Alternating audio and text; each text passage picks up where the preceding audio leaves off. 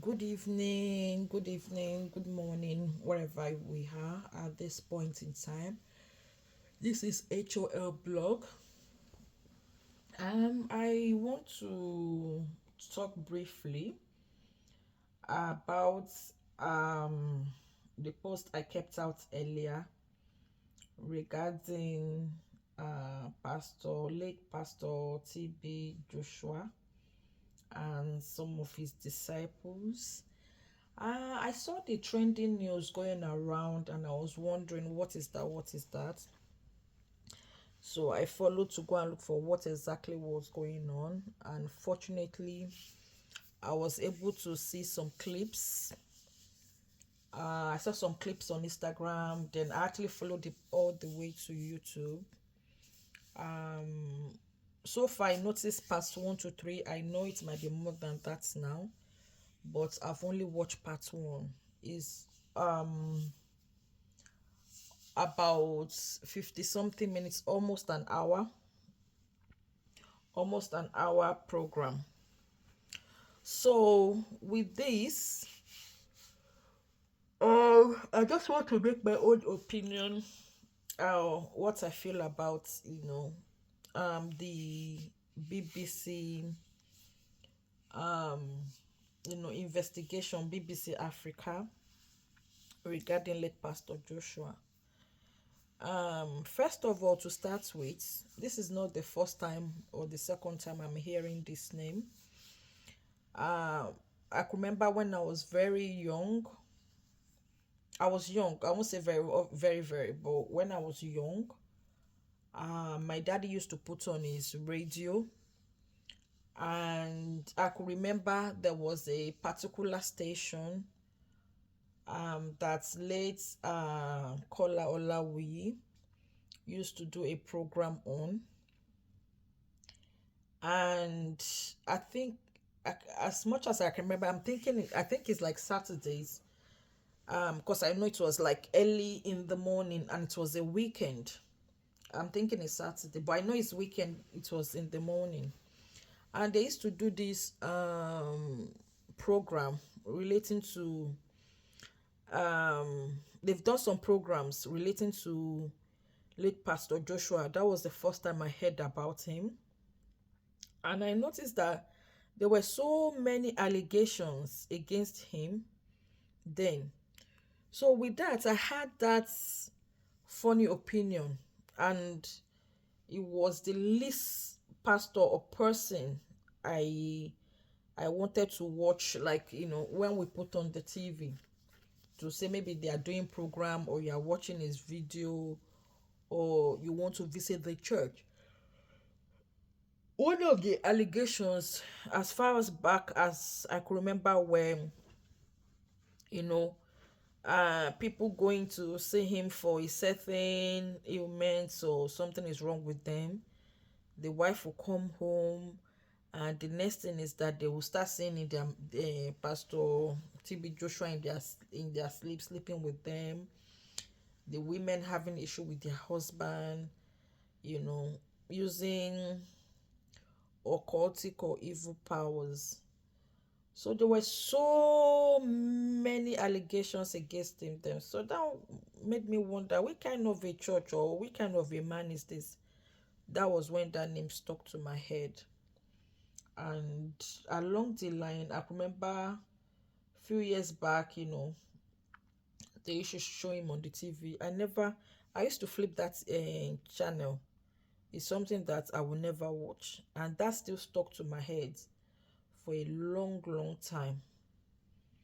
Not until maybe like on the social media that is, is scriptures or things will pop up.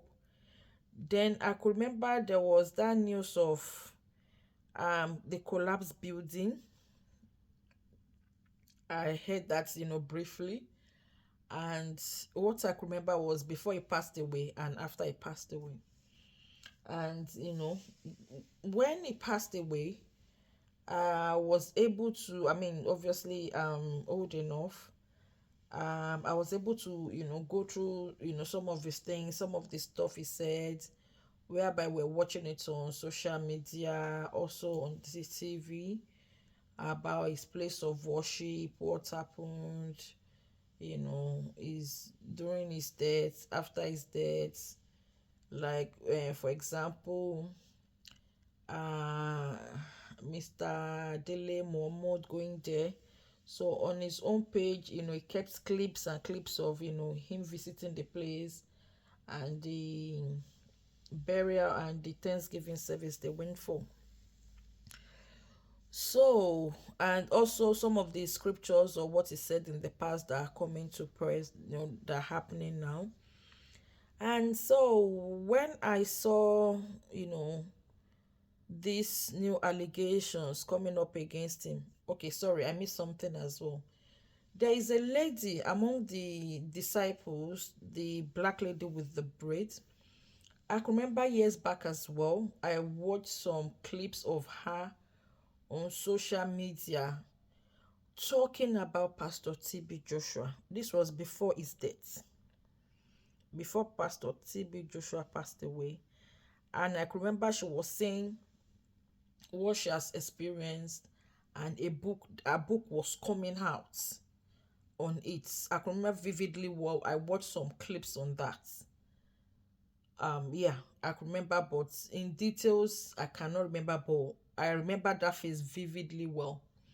So fast forwarding to now that he passed away, I watched the part one. Like I said, it's almost an hour length. It's 50 something, almost an hour length. I watched the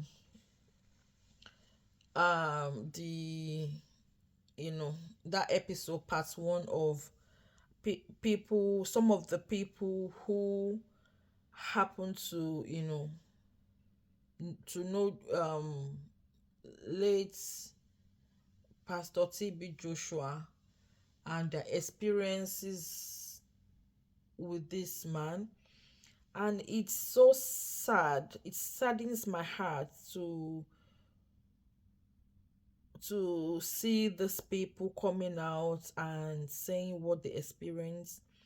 This is a very sensitive topic, and for people to go through this kind of slavery way, their life is their life cannot be put together. They cannot be the same. you know no matter how big, how good, how God has favored you, that doesn't mean you have to behave like God. And this is relating as well to these days pastors. I know one in UK, I don't even know if she's still in UK now, is a woman. This woman, when she's walking towards where you are, or she's entering into the church or wherever they meet her, you can't stand straight to greet her. You all have to bend down in front of her church. If she has to walk, they have to remove a cloth or something. There is a man, one of their PA them, but the man has left now. When God opened that one's eyes, he will remove his they call it agbada, this traditional wear that men wear. The outer one, he will put it on the floor, and this woman will march on it. All his church member, because I've been to that church, a friend of mine was having a naming ceremony, and they have to, like, they don't stand to greet her. If you have to spray her money, you have to bend down to spray the money on her feet. So some of these people behave as if they are like, semi-gods, or because God has given them the ability or something to see, or they say, some of them will say, oh, I hear from God, God talks to me, he tell me things in my dream. And these people use that advantage on people, which is so sad and uncalled for. I mean, this set of people that have come out to talk, I don't know, because their life can never, be the same. They can never be the same human being they were. They need a lot and a lot of therapy. Some of them were as young as 16, 17, and they were locked up in this so-called place called the church, the synagogue. And it's so sad. From what we've heard from the Bible, or from, what we've learned, I don't think Jesus treated his disciples like this. Neither did he treat people around him this way. It's so sad. And from what I've heard, and I've while growing up, some of these people, all because they want to be big and mighty, they go all the way to sort for different power, you know occultic powers. It's so sad. One of these women, you know she said as she was growing up, you know she saw herself that she was not in the body of a lady. When you feel, you're a lady, but your mind, your thinking, your sense is like you're in a man's body. And she was sorting out for how she can live her life in a proper way and be the proper female she is. you know and out of them watching a Christian video, they came across this pastor, and all it was doing was miracle, miracle, miracle. And they long for God. They long to look for the face of God. For me, um, you know, God, or the spiritual being, or sense of spiritualism, of belonging, of that supernatural being, is more closer to us than we think. Is beside us. We don't have to go far and wide. I know there is a saying that when two or more are gathered together, that is where I belong. I know it's good to be in the fellowship of other people. It will uplift your spirit. So some of these people use this miracle to cajole other people, to think, oh, this is the only it's only if you go to this certain place or to this pastor that your miracle, you can get your miracle. No, I don't think so. No, I don't think so. Even on this social media, few years back, or I think up to 2020, during the COVID period, there's this named pastor. He's still on social media now. He call himself Genesis Global. That's the name of the church. I can't remember his first name now. If I remember along the line, I will say it. He was doing so many miracles on social media. Apparently, I got to know who this man was through a lady called Buki Jesse on social media. She was always sharing his program, and I was following. She was one of I was one of our followers then. She was into this Facebook thing, that I used to watch then. So through her, I got to know who this pastor was, and she used to come out to talk about this pastor, and that made me to be watching his program. And before we knew it, every day they were doing program, and every day there's always miracle. There's somebody there. Your cloth is white. This is how your house look like. You are in so place. Miracle upon miracle. So a lot of people used to be on the program. We were following this man. We were like, so many times I've said to myself, oh, when I visit Nigeria, I am going to go and look for this church. They will say, oh, we are trying to build a place. We need this amount. There's so many things. So if I tell you today, the man doesn't do that again, except otherwise he's doing it off camera. Because why? It was casted. It was casted by one. There is a lady. She's still on the social media as well. Her name is Maureen Badejo. She was doing cases of pastors, and she brought out this man's case regarding all these pastors doing miracle. And there is an incident that happened in his church relating to a lady called Shade who got burnt in the church, and the church stopped, looking after her, or paying for her medical bills. So that case was raised up, and some other instances of the miracle that were done. So the woman, went into it thoroughly, that this is a lie, this is a lie, this is a lie. So this pastor was that his name is Dele, Pastor Dele. So his name was called out. And along the line, I think from people, or the some people he's had encounter with, brought his case out. And one of those cases that was, that they called him out for, was a lady impregnated. um from what we heard, we said he rape the lady. The person had a baby for him, and you know he didn't want, he wasn't looking after the child. And the cousin, he rape the cousin as well, or whatever happens. That one too had a baby, that the lady passed away, so it was in the same family. So with that one, he took that one into the house.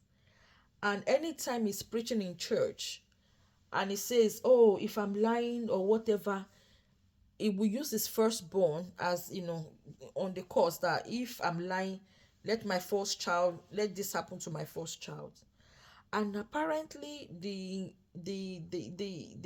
person that almost everybody think was his first child is not his first child.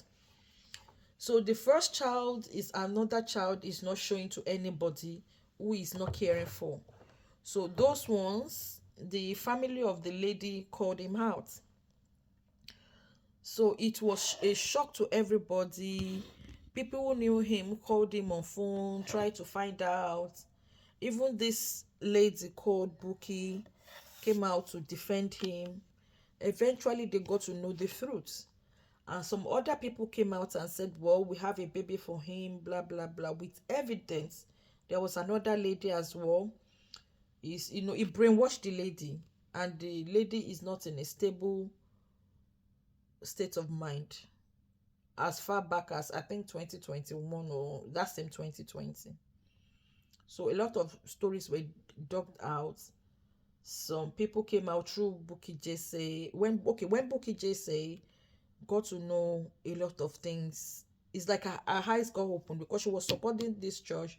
She was pumping her money. She was, telling people about how good the church was. She was sending people there, not knowing they had issues with this man, not knowing what he was forcefully, from what we heard, he was forcefully, sleeping with some of them. So they, told Buki, and some of the things that she got to know, she spilled everything. It was a big explosion on this Facebook back then. So then there was another case that actually the man was having before. That one too reopened with a lady.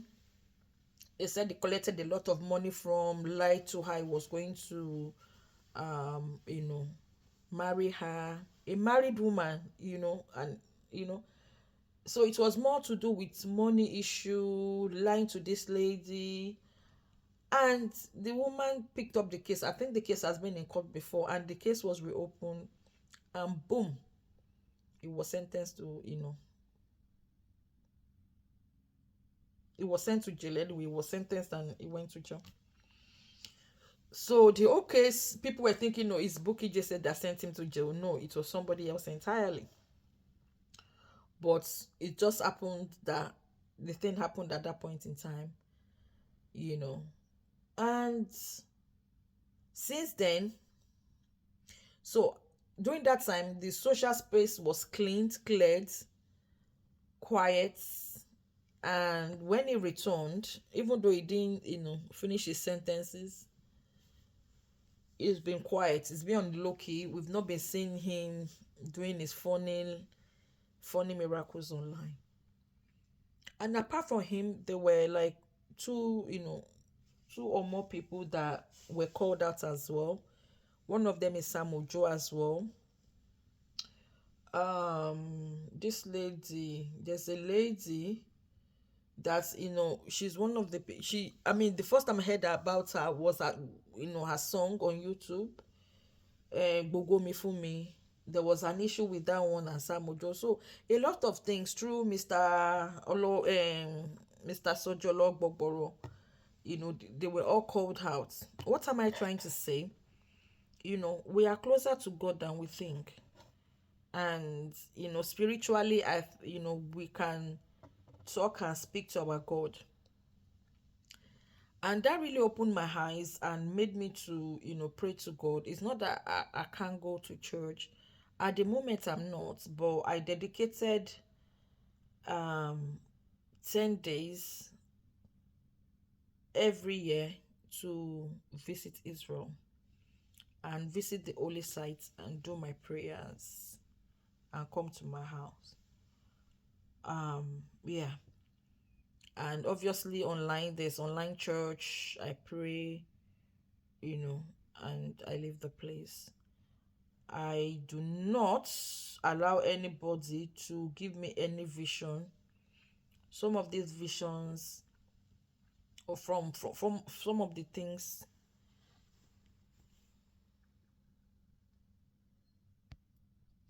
So as we're saying, to cut the story short, from this part one I've watched, this, some of these disciples, as they are called, or they call themselves, they are traumatized, and this is an experience that will never go off them. It is in their, it has messed up their mental states of minds.